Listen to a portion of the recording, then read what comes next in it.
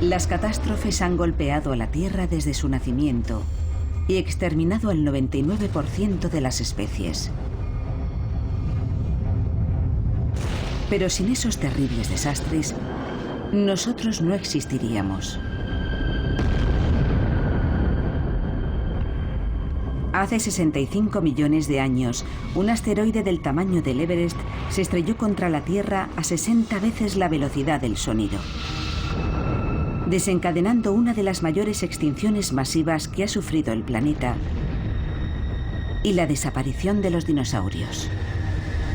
Esta es la historia de aquel gran impacto.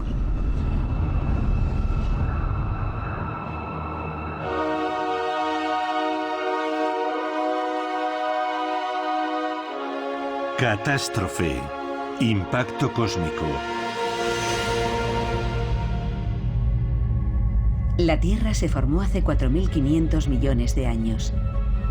Y en ese espacio de tiempo han ocurrido muchas cosas. Es casi imposible imaginar la inmensa escala temporal de la vida de nuestro planeta. Así que vamos a comprimir la totalidad de su violenta historia en las 24 horas que dura un día. A las 0 horas se formó la Tierra. Y a las 11:38 de la noche sufrió un catastrófico impacto cósmico. Una colisión que lanzó miles de millones de toneladas de escombros al espacio e incendió el planeta, poniendo en marcha una cadena de acontecimientos que acabó con el 70% de las especies, incluidos los dinosaurios. Un evento que cambió el rumbo de la evolución y condujo directamente a la supremacía de los mamíferos y en última instancia de los humanos. Pero ¿cómo sabemos lo que ocurrió? Durante muchos años, los científicos han tratado de dibujar una imagen detallada del día que murieron los dinosaurios.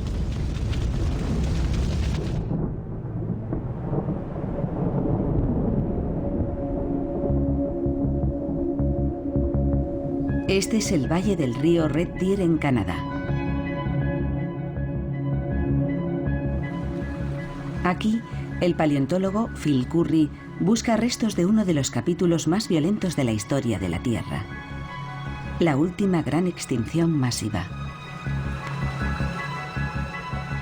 Currie busca fósiles de los últimos dinosaurios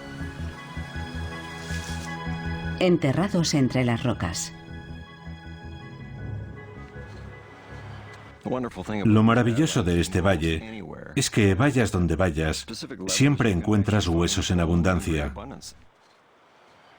En tan solo 10 minutos he encontrado garras e incluso dientes enteros. En el río Red Deer hay 10 millones de años de historia de los dinosaurios. Y en cada nivel encuentras especies diferentes.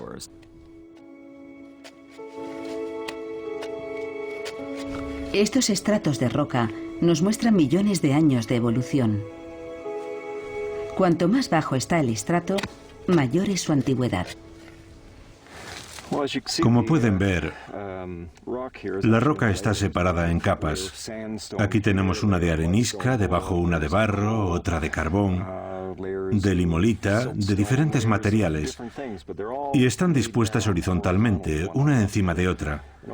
Es como leer un libro empezando por la última página. Cada una de estas capas representa una página de la historia de la Tierra. Muchas de ellas ocultan pistas sobre la muerte de los dinosaurios. Hay un estrato que siempre ha intrigado a los científicos, el que marca el límite entre los periodos Cretácico y Terciario, conocido como límite KT. Esto es lo que estaba buscando, el límite Cretácico-Terciario. Pensamos que esta zona puede decirnos muchas cosas sobre la extinción de los dinosaurios, porque por debajo de este estrato encontramos dinosaurios, y por encima no hay el menor rastro. Este estrato data del mismo periodo en el que se produjo la extinción masiva que acabó con el 70% de la vida en la Tierra. Esta puede ser la pista clave que demuestre que hubo una catástrofe hace 65 millones de años. El estrato que marca el límite Kate ha sido encontrado en diferentes lugares de todo el mundo. Por debajo de él hay fósiles de incontables especies, pero por encima ni rastro del 70% de ellas, incluidos los dinosaurios. Nadie podía imaginar qué había causado este exterminio hasta que empezaron a aparecer pistas en el norte de España.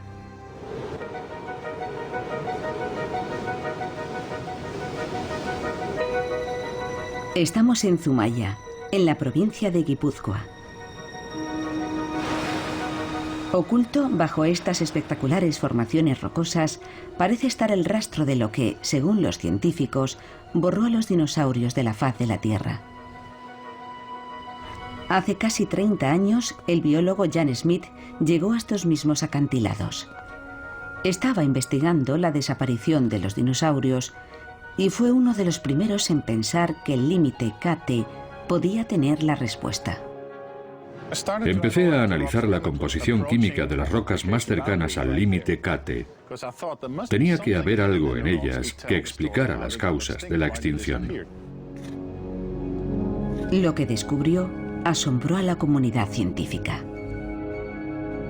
Las muestras contenían algo muy poco común: iridio. Este metal es difícil de encontrar en la corteza terrestre. La mayor parte del iridio yace enterrado a más de 6.000 kilómetros en el núcleo de la Tierra, pero sí se encuentra en meteoritos y asteroides. Una gran cantidad de iridio siempre indica un origen extraterrestre. Tiene que venir del espacio, no de la superficie de la Tierra. Solo había una conclusión posible: un objeto de dimensiones colosales se había estrellado contra la Tierra.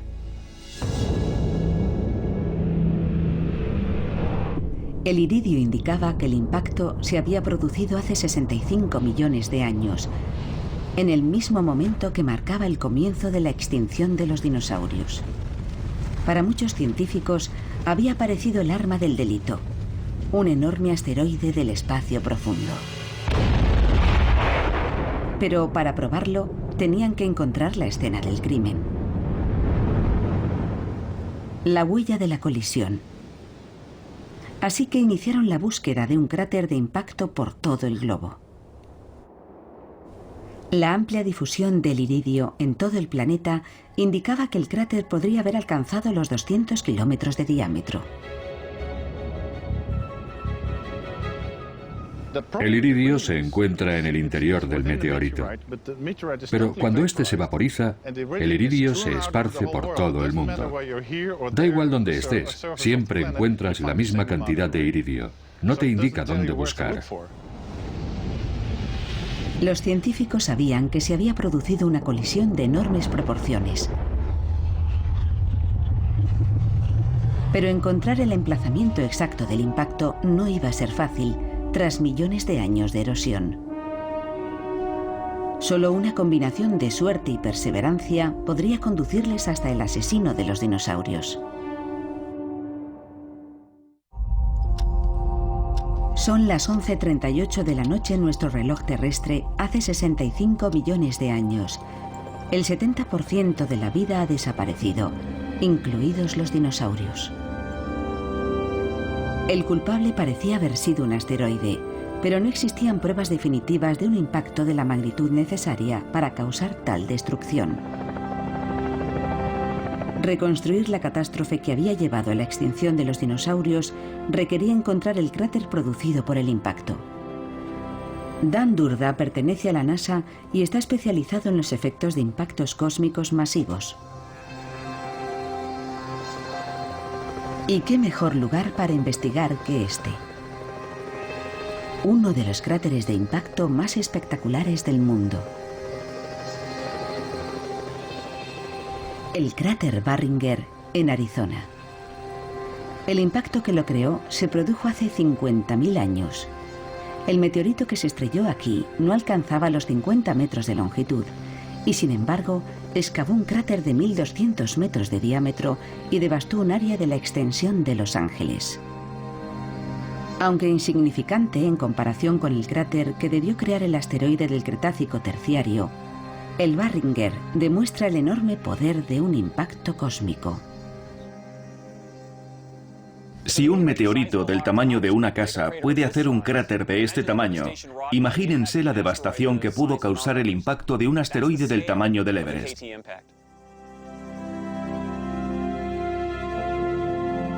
El cráter Barringer es una pista clave en la búsqueda del gran impacto. En sus paredes está enterrada la prueba de cómo los impactos cósmicos transforman la piedra. Este enorme impacto liberó una energía de entre 1 y 10 megatones, es decir, similar a la de las mayores bombas nucleares. Aquel inmenso impacto pulverizó millones de toneladas de piedra, abrió el desierto como los pétalos de una flor inmensa y desprendió enormes bloques de roca del tamaño de casas pequeñas, lanzándolos a kilómetros y kilómetros en todas direcciones.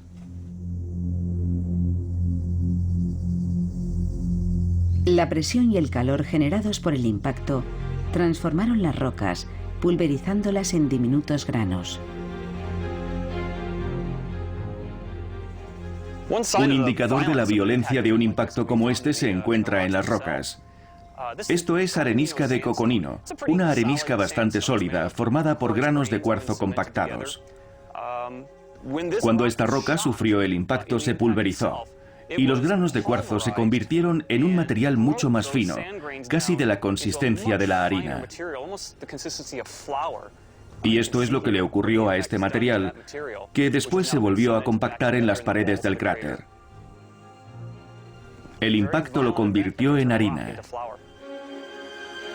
Esta asombrosa transformación fue una pista vital en la búsqueda del impacto del gran asteroide. Y señaló a los científicos la dirección correcta. Dan Durda se dirige ahora a Trinidad, en el estado de Colorado.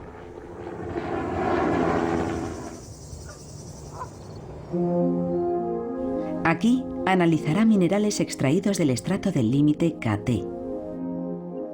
La capa contiene pequeños cristales, similares a los del cráter Barringer, del tamaño de granos de sal. Son de cuarzo, pero si han despertado su interés, es porque algo los pulverizó. En el estrato del límite KT aparece esta fina capa blanca, y en ella encontramos restos no solo de iridio, que es el indicador original de que aquí hay algo extraño, algo extraterrestre. También encontramos cuarzo chocado. El cuarzo chocado se forma cuando el cuarzo es pulverizado por una fuerza extraordinaria a velocidades de miles de kilómetros por hora.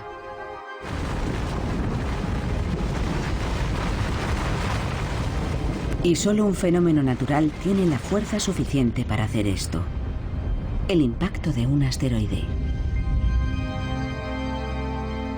Estos pequeños granos parecen confirmar la enorme magnitud de la colisión y que ésta coincidió con la extinción de los dinosaurios. Pero también acercaron a los científicos al lugar del impacto. El iridio estaba uniformemente distribuido por todo el estrato del límite KT, pero no ocurría lo mismo con el cuarzo chocado. El grosor de esta capa, aquí en Colorado, es más o menos de 1 centímetro. Pero cuando avanzamos hacia el sureste, la capa se hace más gruesa, llegando a tener metros de espesor según avanzamos hacia el Caribe. Así que el aumento de la cantidad de cuarzo chocado y del grosor de la capa según avanzábamos hacia el Caribe era un buen indicador de que el impacto ocurrió en aquella región.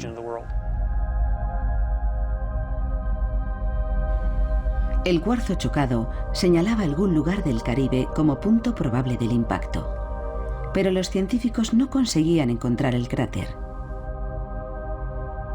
Entonces tuvieron un golpe de suerte.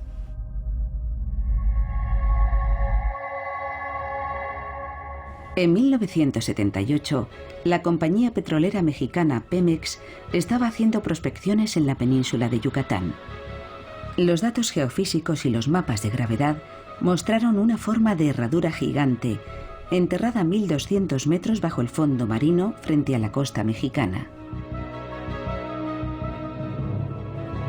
La gigantesca estructura tenía 180 kilómetros de diámetro y 19 de profundidad, y anillos exteriores de hasta 200 kilómetros de diámetro. Tenía círculos concéntricos, como si fuera una diana. Los anillos definen el tamaño de un cráter, y el más grande tenía unos 200 kilómetros. Y ese era el tamaño que, 10 años antes, habíamos calculado que debía tener el cráter. Era enorme y muy antiguo. Reunía todas las características de un cráter de impacto. En las muestras tomadas durante las perforaciones, encontramos cuarzo chocado y un alto contenido de iridio. El iridio y el cuarzo chocado coincidían con las muestras del estrato del límite KT. Los científicos estaban convencidos de que habían encontrado lo que buscaban. Pero para estar seguros, querían encontrar pruebas físicas en la superficie. Y lo consiguieron en México, en el interior de una fosa maya de sacrificios humanos.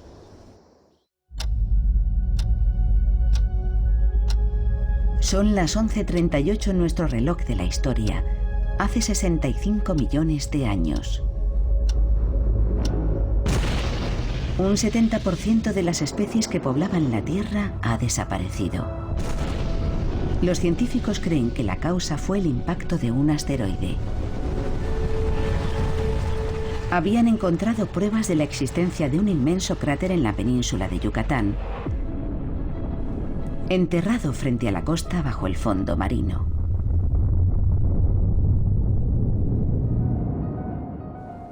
Pero para confirmar que era este el lugar del impacto, necesitaban hallar pruebas físicas en la superficie.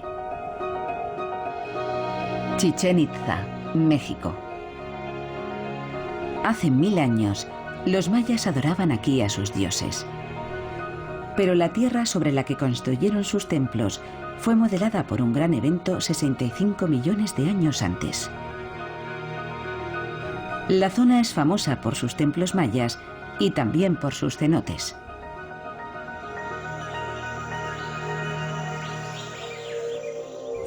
La lluvia excava la piedra caliza formando cavernas. Cuanto más grande se hace la caverna, más se debilita su techo.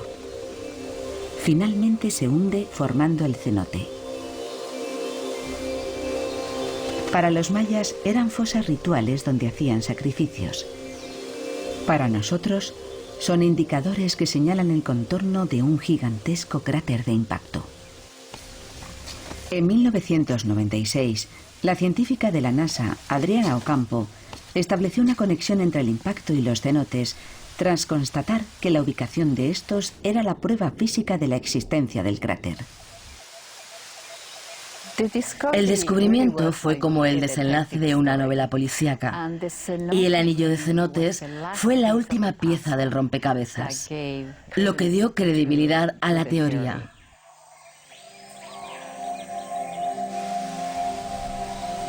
Los cenotes suelen formarse siguiendo líneas de debilidad en el lecho de roca.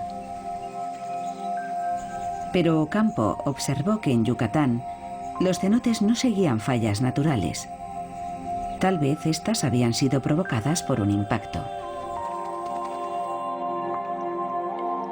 Adriana estudió con detenimiento imágenes por satélite de la península de Yucatán y las comparó con los mapas de la compañía petrolífera. Los cenotes estaban dispuestos en un anillo semicircular que coincidía exactamente con el contorno del cráter. Estamos en el borde del cráter de impacto del Cretácico terciario. Este cenote, junto a otros cientos de cenotes, forma parte del semicírculo que constituye la prueba de superficie del cráter de impacto del Cretácico terciario. Si estuviéramos en un satélite observando la Tierra, podríamos ver el anillo de cenotes. Este semicírculo confirmaba el inmenso tamaño del cráter. Solo las imágenes captadas por un satélite nos permiten apreciar sus auténticas dimensiones. Es uno de los mayores cráteres de impacto de nuestro planeta. La alineación de los cenotes era la pista definitiva en la búsqueda del cráter. Los científicos tenían por fin la localización exacta del impacto. Ahora podían empezar a hacer una reconstrucción del momento fatídico en que llegó el asteroide hace 65 millones de años. Una roca gigantesca cruzaba el sistema solar a 70.000 kilómetros por hora. Medía 10 kilómetros de diámetro y pesaba alrededor de 1 billón de toneladas. Y avanzaba en rumbo de colisión con la Tierra. Tras irrumpir en la atmósfera, cayó sobre un mar poco profundo 20 veces más rápido que una bala.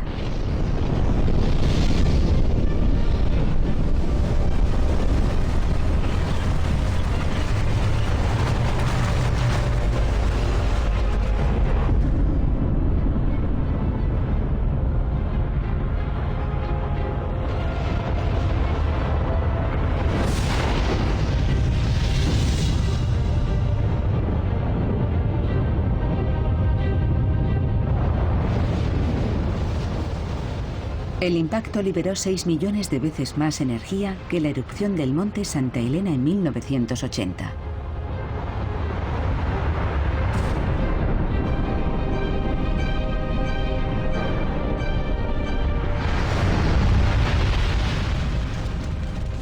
E inició un proceso destructivo que provocaría la extinción de los dinosaurios.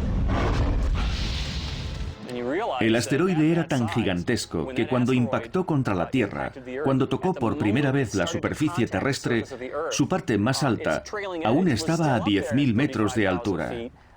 Esa es la altitud a la que vuelan los aviones comerciales. Aquel objeto tenía un tamaño descomunal.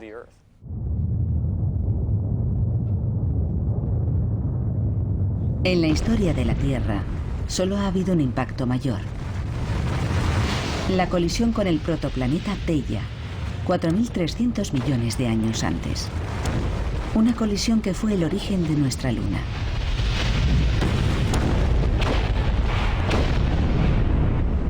El impacto KT fue de una violencia mucho menor, pero sus efectos exterminaron a un 70% de las especies. La pluma inicial de gases y escombros ardientes incineró prácticamente todo en un radio de 1.600 kilómetros. Ninguna forma de vida pudo sobrevivir. Debió ser el infierno en la Tierra. El punto de contacto de aquella montaña de piedra tuvo que empezar a arder con un resplandor semejante al de la superficie del Sol. Solo el calor de aquella inmensa bola de fuego que se estaba aproximando habría incinerado nuestro cuerpo, incluso antes de que tocase el suelo.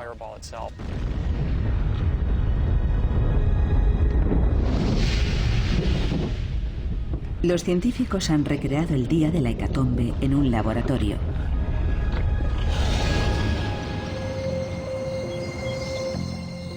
Este es el Centro de Investigación Ames de la NASA en las afueras de San Francisco. El científico Peter Schultz va a recrear el impacto de un asteroide contra una superficie acuática de poca profundidad, semejante al que nos golpeó hace 65 millones de años. Una cubierta de arena representará a la Tierra y una pequeña capa de agua hará las veces del antiguo mar. Estamos intentando recrear un océano poco profundo, cubriendo la Tierra con una capa de agua superficial para simular el impacto ocurrido en Yucatán hace 65 millones de años. Para simular el impacto, utilizará el cañón vertical Ames, capaz de disparar un proyectil a casi 30.000 kilómetros por hora. Nuestra intención es estudiar cómo llega y estalla al producirse el impacto. Será interesante.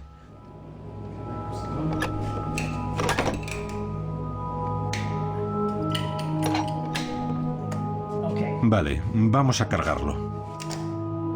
Schultz eleva el cañón para reproducir el ángulo de impacto más probable. A continuación, cargan el proyectil, una bola de acero que representará al asteroide.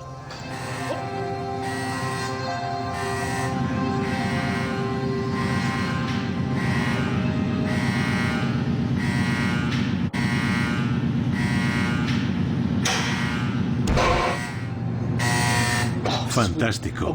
Vale. Vamos, veamos qué ha pasado. Es vital examinar el impacto con todo detalle. Todo ha ocurrido demasiado rápido para ser apreciado por el ojo humano, pero no para las cámaras de altísima velocidad.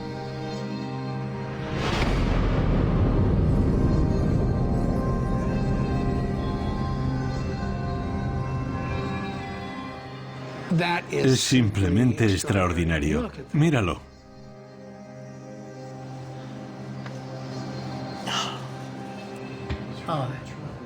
Bien, vamos a ver todo el proceso. Vamos a pasarlo muy despacio. Rebobinamos y ahí está, es maravilloso. ¡Boom! Ha venido desde esta dirección. Esto es vapor que se expande y calienta la atmósfera hasta casi hacerla arder. Desprende casi tanto calor como la superficie del Sol. Es muy intenso. Esta parte habría durado varios segundos. Después la energía se habría transmitido hacia abajo y el cráter habría empezado a formarse. El efecto del impacto asombra incluso a Schultz. Si nos imaginamos que esto es la Tierra y esta es nuestra atmósfera y estuviéramos volando en un avión hace 65 millones de años, estaríamos a una altura inferior al grosor de mi uña. La simulación muestra el patrón de proyección de escombros. El proyectil ha hecho saltar por los aires kilos de arena y agua. Hace 65 millones de años, el asteroide debió expulsar miles de millones de toneladas. Estamos hablando de unos 500.000 millones de toneladas. Hemos visto en el experimento que el impacto producía salpicaduras, pero imaginemos que son del tamaño de edificios e incluso más grandes, como pequeñas ciudades. El material expulsado llegó a alcanzar los 40.000 kilómetros por hora.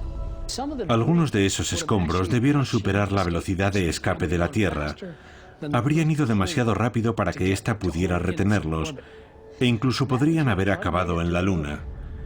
Es posible que parte de esos materiales acabara en la Luna. Los efectos inmediatos fueron devastadores. En el punto de impacto, la temperatura alcanzó los 9.000 grados centígrados, fundiendo las rocas circundantes y lanzando proyectiles incandescentes a velocidades supersónicas. A continuación, se produjo una gigantesca onda expansiva. Vientos ardientes de 3.000 kilómetros por hora incineraron todo a su paso. Era el infierno en la Tierra. Y sus habitantes no tenían dónde esconderse.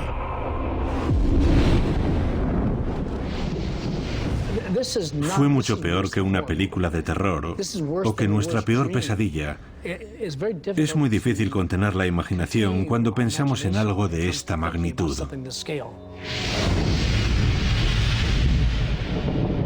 El impacto inicial había pasado, pero sus consecuencias acababan de empezar. El asteroide había caído en el mar, provocando un inmenso maremoto, uno de los mayores que ha visto la Tierra.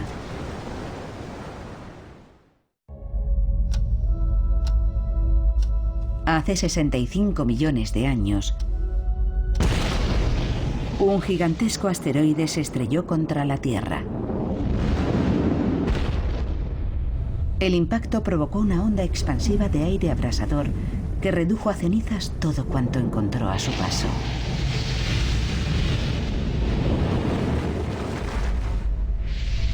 Pero esto no era más que el principio.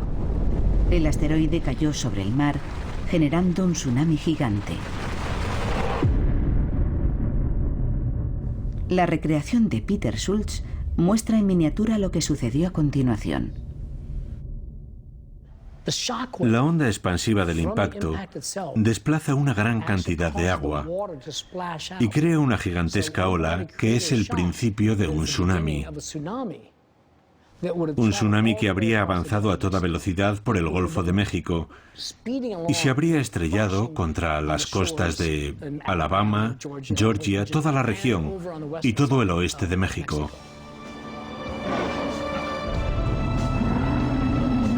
El tsunami de 2004 alcanzó los 10 metros de altura.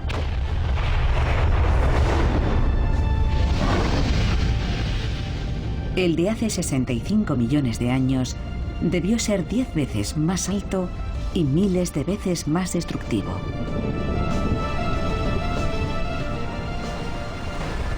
Una muralla de agua de 100 metros de altura partió de la zona de impacto a cientos de kilómetros por hora.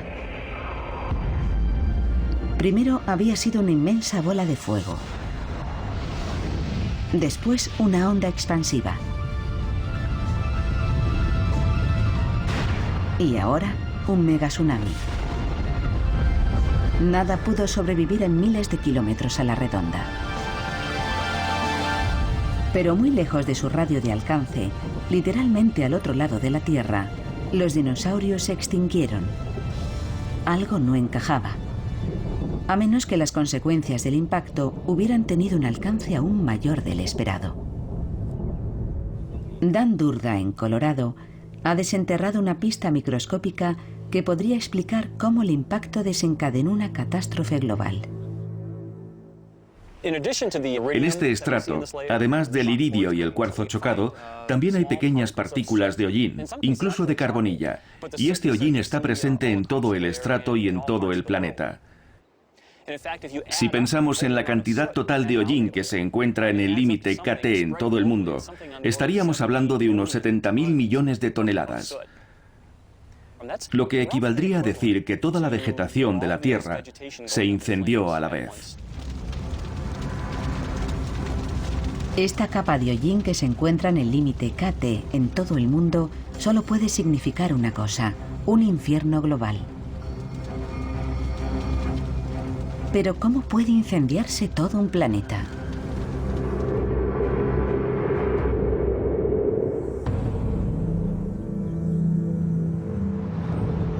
Los Álamos, Nuevo México. En este lugar, donde nació la bomba atómica, la científica Kathy Plesko estudia hoy una explosión mucho mayor. Aquí, en la División de Física Aplicada, Plesko y su equipo utilizan superordenadores para estudiar cómo un impacto cósmico pudo incendiar todo un planeta. Su simulación muestra por primera vez cómo la Tierra estalló en llamas. El impacto lanzó por los aires más de 500.000 millones de toneladas de escombros. Gran parte llega a las capas superiores de la atmósfera e incluso llega a orbitar en el espacio brevemente, para después caer a la superficie de la Tierra en otros lugares. Los escombros volvieron a entrar en la atmósfera y al volver a caer, como ocurre cuando vemos una lluvia de estrellas, comenzaron a calentarse a causa de la enorme fricción. Pero eran tan numerosos que debieron calentar toda la atmósfera, provocando incendios en los bosques por combustión espontánea en la cara opuesta del globo. 4 horas después del impacto, miles de millones de toneladas de escombros incandescentes llovieron sobre la Tierra, cubriendo el planeta de rocas ardientes y quemándolo todo. El mundo entero ardió en llamas.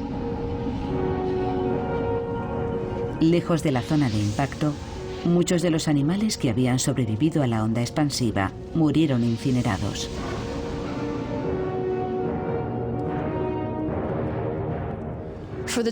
Los dinosaurios no habrían podido subsistir en ningún lugar de la Tierra. Sobrevivir en cualquier punto del planeta, incluso en la Antártida o en Siberia, habría sido realmente difícil. Fue un día fatídico para ellos. A pesar de todo, Algunos dinosaurios encontraron refugio y sobrevivieron al tsunami y a los incendios. Pero sus días también estaban contados. El asteroide podía haber impactado en muchos lugares, pero eligió el peor posible.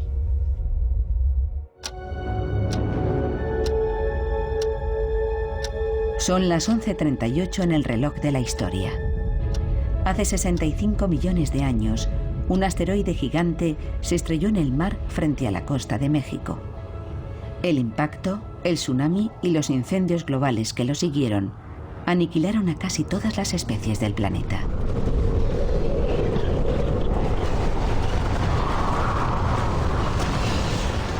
Unos pocos animales consiguieron sobrevivir, pero ahora tenían que enfrentarse a una amenaza aún mayor: un repentino y mortífero cambio climático. El impacto lanzó a la atmósfera una gran cantidad de cenizas, escombros y polvo, creando una densa capa que bloqueó la luz del sol entre 2 y 6 meses. No se podía ver nada.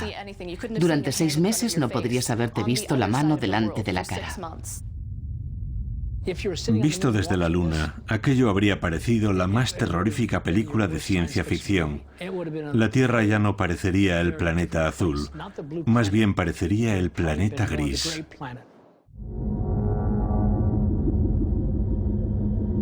El polvo y las cenizas ocultaron el sol. Las temperaturas se desplomaron y descendieron aún más a causa de la ubicación del impacto. En ningún otro lugar podría haber hecho más daño que en la península de Yucatán. Aquella zona contenía muchos minerales con un alto contenido en azufre, lo que produjo un efecto más prolongado sobre el clima global y el envenenamiento de las zonas circundantes. El impacto generó un calor increíble, vaporizando rocas y lanzando al aire enormes cantidades de dióxido de azufre.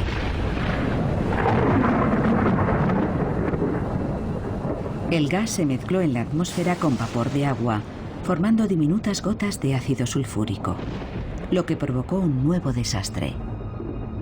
Aquellas gotas, altamente reflectantes, impidieron que la luz y el calor del sol llegaran a la Tierra e hicieron desplomarse las temperaturas. Al principio, todo aquel polvo subió a la atmósfera y bloqueó la luz del sol.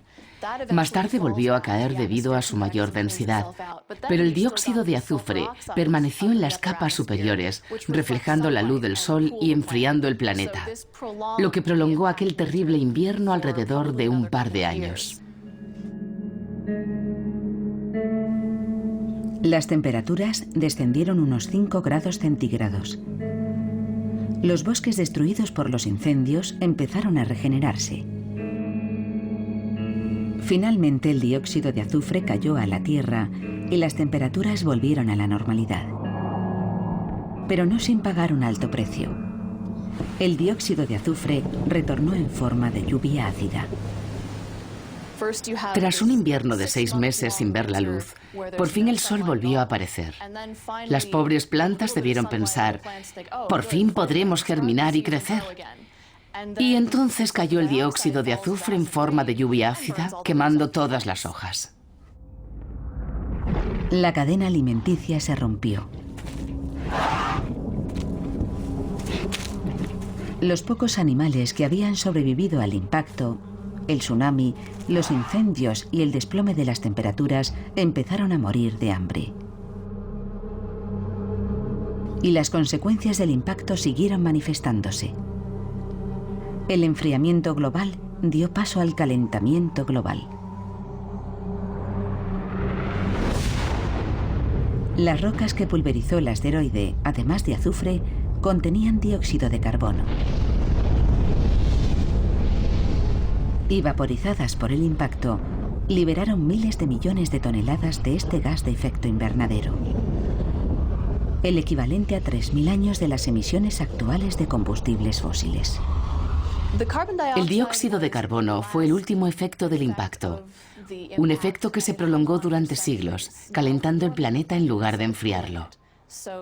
El clima se recalentó y no volvió a recuperar los valores normales hasta varios siglos después del impacto. Los efectos del exceso de CO2 fueron devastadores.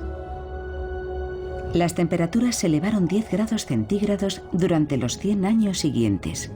Un calentamiento global acelerado. El ecosistema sufrió daños a una escala que ni siquiera hoy podríamos imaginar. Y no fue tan solo un mal verano. Fueron cientos de años devastadores. Las temperaturas se dispararon. Y gran parte de la superficie terrestre se convirtió en un desierto abrasador. La vegetación murió. Los dinosaurios herbívoros murieron de hambre. Los carnívoros, sin presas de las que alimentarse, también murieron. Después de 150 millones de años de supremacía, su reinado había llegado a su fin. Estaban condenados. Durante mucho tiempo dominaron la Tierra, pero no pudieron luchar contra algo tan grande. Ahora nosotros somos la especie dominante del planeta.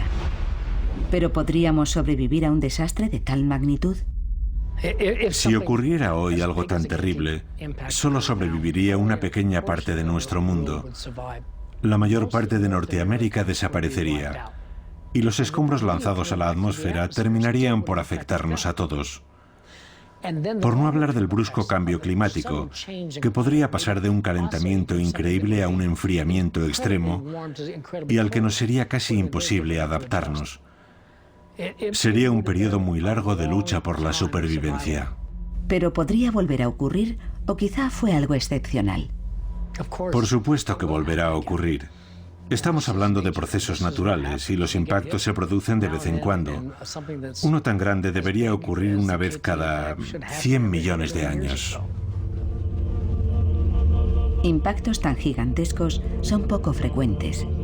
Es posible que pasen otros 35 millones de años antes de que ocurra algo parecido. Pero los impactos menores no son tan inusuales.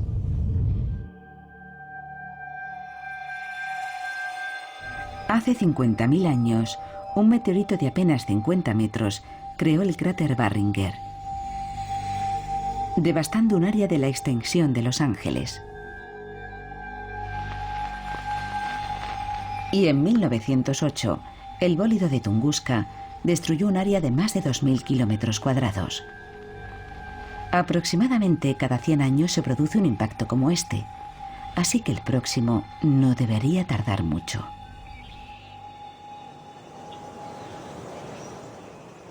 El impacto KT aniquiló a un 70% de las especies de la Tierra. Pero a pesar de tanta destrucción, la vida siguió adelante.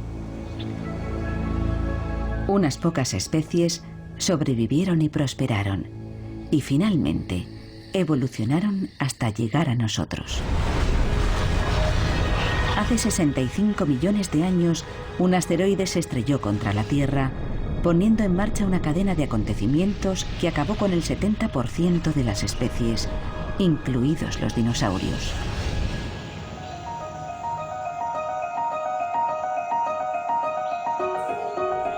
Pero la desaparición de los dinosaurios permitió a un nuevo animal, el mamífero, ocupar el centro del escenario. Estas criaturas extremadamente adaptables eran muy pequeñas, pero acabaron dominando el planeta. Y de una de sus ramas surgiría el ser humano. La extinción de los dinosaurios despejó el camino, dejó vacío ese nicho ecológico y brindó a los mamíferos la oportunidad de ocupar una posición dominante, abriendo la puerta a la evolución humana. Nosotros estamos aquí porque ellos desaparecieron. Pero ¿cómo pudieron sobrevivir aquellos mamíferos primitivos cuando la mayoría de las especies no lo consiguió? La respuesta se encuentra en Golden, Colorado. Jaylin Everly busca restos de nuestros antepasados y en un estrato justo por encima del límite KT ha encontrado fósiles de animales que sobrevivieron al impacto, a la bola de fuego y al cambio climático extremo. Estos mamíferos del tamaño de roedores no parecen los herederos de la corona de los dinosaurios, pero las cualidades que los habían mantenido en la base de la pirámide alimentaria terminaron llevándolos a la cúspide, empezando por su pequeño tamaño. Si comparamos el impacto del meteorito KT con una posible catástrofe actual, como una guerra nuclear, los organismos que probablemente sobrevivirían serían los más pequeños, los que pudieran huir de la superficie excavando madrigueras o viviendo bajo tierra. Sus probabilidades de supervivencia serían mucho mayores que las de cualquier otro animal, incluidos los dinosaurios. Y estos supervivientes subterráneos tenían otra baza a su favor. Eran omnívoros. Podían comer casi cualquier cosa. Los mamíferos que hemos encontrado justo después del impacto, como este que tengo aquí, un gobiconodón, eran animales que comían una gran variedad de cosas. Para un mamífero que viviera después del límite KT, esta cualidad debió resultar muy útil, porque no habría una gran abundancia de comida. Para aquellos animales muy especializados, probablemente el límite KT significó su desaparición. Otra característica especial fue un elemento clave para su supervivencia. A diferencia de los dinosaurios, no tenían a sus crías en la superficie ni las criaban en terreno abierto donde abundaban los depredadores. Los dinosaurios ponían huevos y sus crías salían del cascarón en el exterior. Los mamíferos primitivos, por el contrario, nacían en madrigueras y las crías crecían en su interior protegidas por su madre. Eso representó una gran ventaja, porque esas crías tuvieron mucha más protección frente al entorno, a los elementos y a los depredadores y carroñeros. Unos cuantos animales ovíparos sobrevivieron. Algunos eran dinosaurios voladores que anidaban en árboles. A partir de ellos evolucionaron las aves. También sobrevivieron los reptiles primitivos como los cocodrilos que enterraban sus huevos bajo tierra. Junto con los mamíferos, estos supervivientes prosperaron. Fueron los débiles, los que se escondían en madrigueras, y los carroñeros, los que heredaron la tierra, y de ellos surgimos nosotros.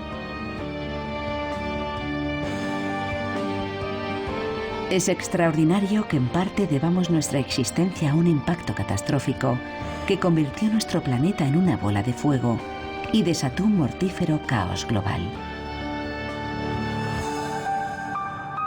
Pero si no hubiera ocurrido, nosotros no estaríamos aquí.